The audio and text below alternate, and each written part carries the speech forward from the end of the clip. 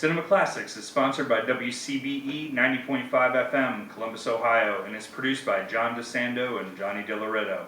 Listen to shows online at WCBE.org. I'm John DeSando. And I am Jordan Hanhilammi. And Jordan, thank you for sitting in for Johnny DiLoretto. Honored to. You suppose someday he's going to come by. Yeah, sure will. But he's still talking about movies, we know that. So, meanwhile, you're quite a qualified substitute for him. Well, thank you. It's good to be here and a fun, super fun topic to be discussing. You know, I thought maybe I might hit you right with George Miller. Yeah, for sure. He's, I mean, one of the most interesting filmmakers, I think we can say, of the, at least of my lifetime. So. Yeah, what sparked my interest was that he is the director of the current Honk for Jesus, Save Your Soul. Is it I think the 3,000, what is it, years or something like that? I'm sorry. Of No, course. you're good. No. Of course you're right. And because I'm the editor, this makes it so easy, George. Thank you. 3,000 years of longing. Right. And what struck me is that he is the director of 3,000 Years of Longing. Now, there's a kind of art film. Yeah, but one that I haven't seen it yet, and I'm looking forward to hearing some of your thoughts on. But one that it sounds an art film, but one that you should see on the big screen if you can. Oh yeah, it's a takeoff on the old Aladdin motif. Okay. Yeah. So you have a genie played by Idris Elba, Mm-hmm. and you have the lady of his interest played by Tilda Swinton. One of the great actresses of her generation. Jordan, nobody else could do that role. She's amazing. Yeah, I mean, when you see her, you'll know why it was made to order for Cool. her. And so it's very heady. I think it's very much a disquisition on love and so many other things and magic that it seems to me it's so far out of George Miller's wheelhouse. So I said, I have to ask Jordan to help me out with George Miller because I don't. Who is this guy? Well, one thing I'll ask, because I think one of the most common things found in his films, generally speaking, is a hero's journey. The kind of I guess cliche type of synopsis of certain movies, but a lot of his have a hero at the center going on some sort of a specific journey, which can be common in film, but is very evident usually in his. Is that something that was found in here? That's a really good question.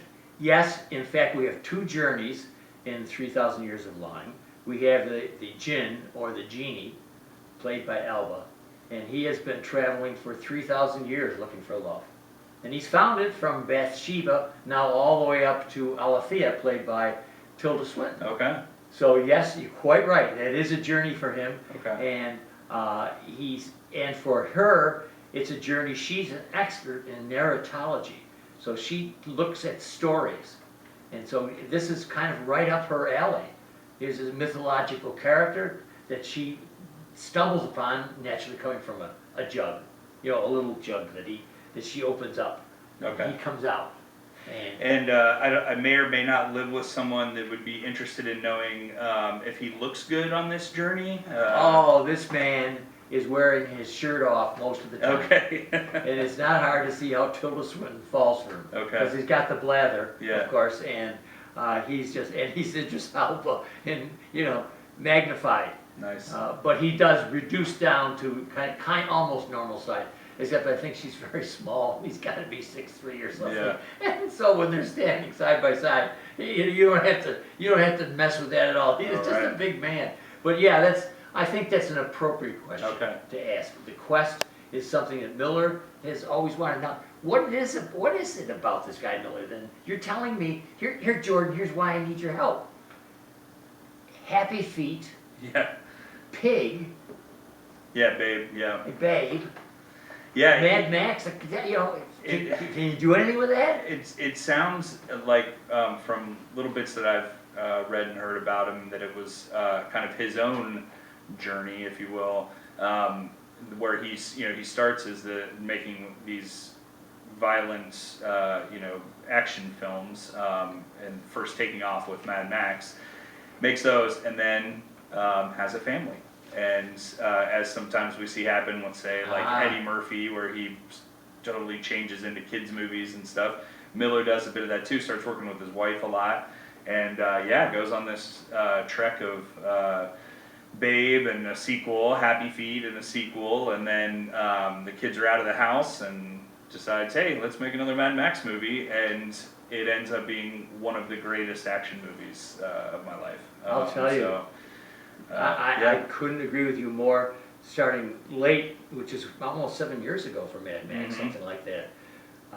I think it's a work of genius. It is, and he is breathtaking in his attention to detail, and I think is, I'm not going to say single-handedly, but is influential as anyone in this day and age of how great it can be when you don't use CGI and you just try to, you put real effort and thought and care into making practical effects and practical things.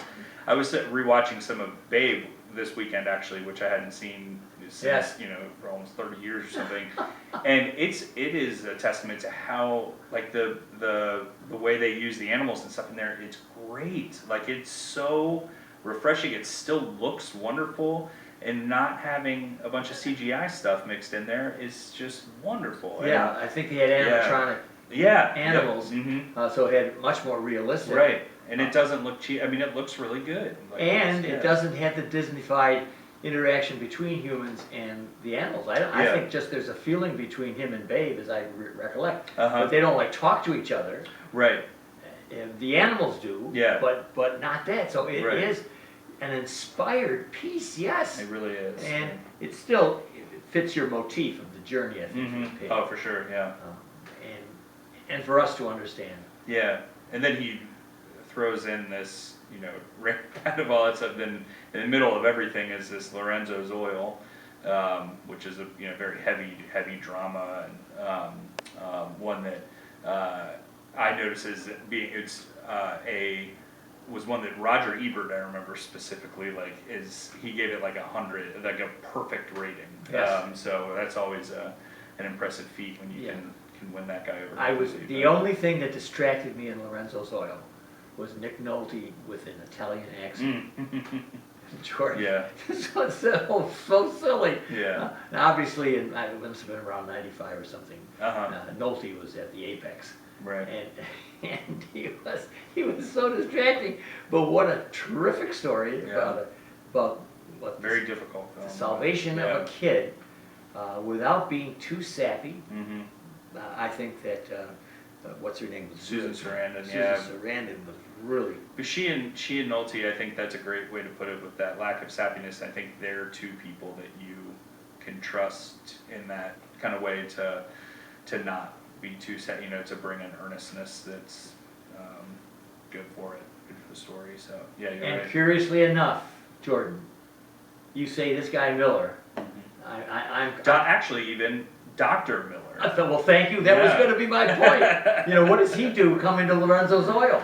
Yeah. He's a practicing physician. Yeah, he went to medical school and started out there, and actually how he funded the first getting money together, helping get money together. Not Mad Max, but for his first film. Violence. Yes. Yeah. Kennedy. But then started a production company from there and moved into the movie world. But he worked as an ER physician. Yeah. To get up the funds to do it. Now this is my kind of guy. Yep, exactly. You use the word Renaissance man. Holy jeepity, gosh! I mean, he chucks a very lucrative career for an even more lucrative one. And taking a chance. I mean, that's obviously the medical field is going to bring you, quote unquote successful, financially successful. Of course, yes. You don't know what's going to happen with movies. Oh, yeah. Can you imagine? Yeah, that's pretty. And pretty he awesome wins the Oscar for Happy Feet. Now talk to me about Happy Feet. Yeah. Jordan, how does that fit? He is something. It's wins the Oscar for it. And it was Admittedly, down year, I think for Pixar, it was up against Cars, which is not the most most auteur of Right. the Pixar films. Right, and right, stuff. right. And Happy Feet has some problematic things in it. There's some stuff that with some of Robin Williams' accents and things that aren't necessarily. And you're right, there was great, it was a voice. Ooh, but that brings a bit of pathos to it. doesn't it? but it is a great kids movie, and obviously the singing and dancing and was hugely successful, and got a sequel and all that stuff. And Yeah, it's about penguins, yeah. and I think we were really into penguins Yes, you're around right. that time. March of the Penguin. Yeah, and I remember being with Clay Lowe in New Zealand, and sitting in a ditch to watch the penguins come at the same time every day, marching through. Wow. They're just these peanut-sized things, and of course we always expand them, it seems, in our illustrations and our cartoons. But boy, are they! I mean, Jordan, they are so homely and so cute.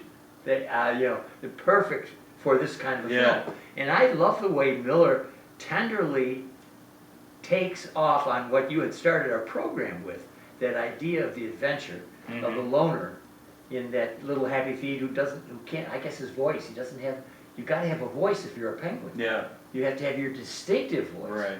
And he has the disability that he doesn't. But boy, can he dance. So Happy Feet, which won the Oscar for him. Yep. Terrific, and he had several other nominations. I think I've got them here. If you'd be interested, Best Original Screenplay for Lorenzo Zoil, a nomination for Best Picture and Adapted Screenplay for Babe, and Best Picture and Best Director for Mad Max Fury Road. So several nominations, which anybody would be happy to have in your life, and then winning the Oscar. But this is George Miller. Yep. So, Jordan Hanhilammi, any final words? What people are going to have to do is they're going to have to go to our podcast, Double Take. Yep. Yeah. Where we are going to expand upon George Miller. Right now, though, time has limited us.